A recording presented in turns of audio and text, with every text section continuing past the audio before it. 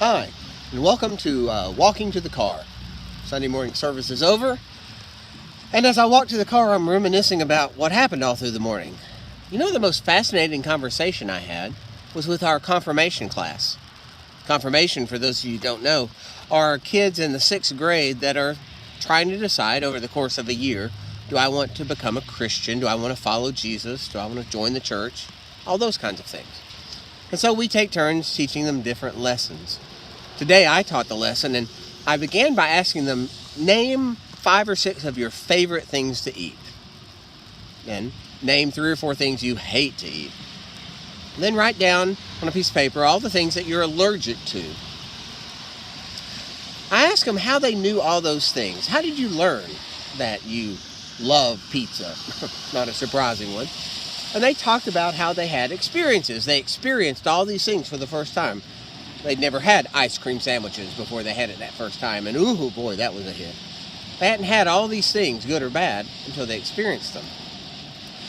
I told them that their entire life, they didn't think about it this way, but for their entire life they had been learning about what connected them to food, what they liked, what they disliked, what they were allergic to, how much was enough to eat, how much was too much, when did they get sick from eating too much.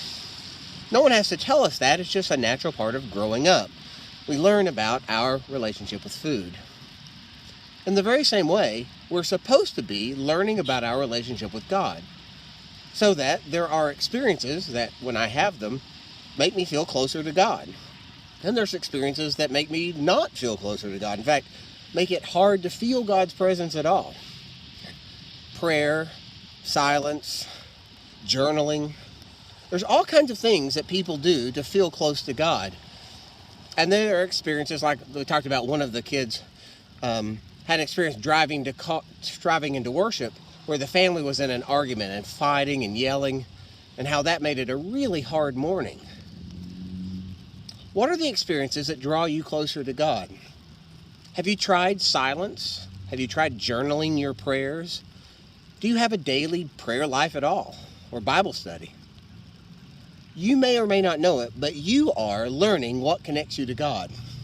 And if you're doing it in a good and healthy way, you're learning what are the positives that you want to include more and more. And you're learning what are the negatives that you don't want to include.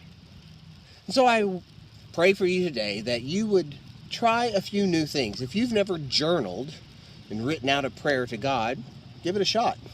You may discover it's like an ice cream sandwich. If you've never spent time in silence, give it a try, just 3 or 4 minutes, and become aware of the presence of God. Whatever you do, try something new. Be connected. Be in prayer. Have a great day.